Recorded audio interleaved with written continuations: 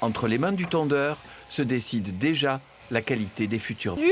Pour pouvoir, normalement on fait ça sur une table de tri spécifique à claire-voie, pour pouvoir ensuite faire le tour de la toison, laisser tomber ces fameuses fausses coupes à travers les claire-voies, les impuretés, et vérifier aussi, par exemple là, j'ai loupé un petit bout de crotte. La crotte, qu'est-ce que c'est? De l'herbe digérée. Dans l'herbe, qu'est-ce qu'il y a? De la chlorophylle. La chlorophylle, qu'est-ce que c'est? De la teinture. De large et qui est parfaitement plat. Ouais. On utilise ça sur un mouton. C'est pas un animal parfaitement Il n'est pas plat. Donc, c'est très difficile d'être à 100% du temps, tout le temps, bien à plat sur la peau. Et en fait, on y arrive la plupart du temps, mais des fois, on fait un petit peu des traces parce que le peigne se relève de la peau. Donc, on ne va pas couper parfaitement à ras. Et quand on repasse pour faire un beau travail bien fini, on a des fausses coupes.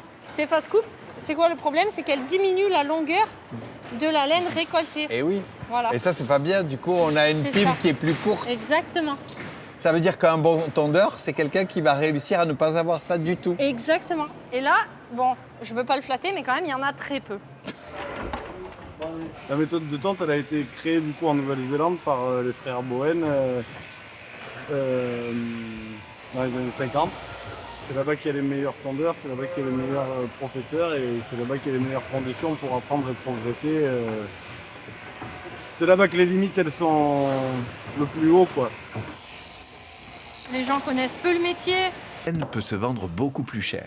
En France, où seul compte la viande, les sacs servent parfois de poubelle aux mégots, bouteilles et ficelles synthétiques. Là, vous voyez, on est dans une salle de tonte.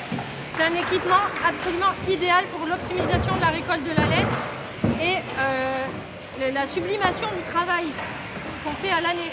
Parce que si on a la plus belle laine, les brebis avec la meilleure laine, la mieux sélectionnée, et qu'on tombe dans le fumier sans faire attention à ce qu'on met dans le sac de laine, et que tout est mélangé, ça ne sert à rien d'avoir fait du bon travail toute l'année. Il y a tout un cercle vicieux qui est entré en action. Donc des prix de la laine qui chutent, ça veut dire des éleveurs qui se désintéressent pour leur laine et pour leur production.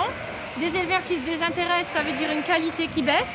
Une qualité qui baisse, ça veut dire des prix qui baissent, etc. Mais ce cercle vicieux n'est pas une fatalité.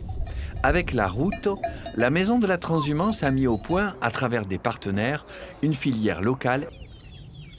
Alors nous arrivons chez Frédéric, donc dans le Gard. Frédéric a fait l'école de berger du Merle en 2012. Ça t'intéresse de le rencontrer, Michael? Oui, voilà, parce qu'on a déjà acheté la laine l'année passée et j'ai eu un petit doute sur la finesse de la laine et je suis venu pour vérifier la finesse.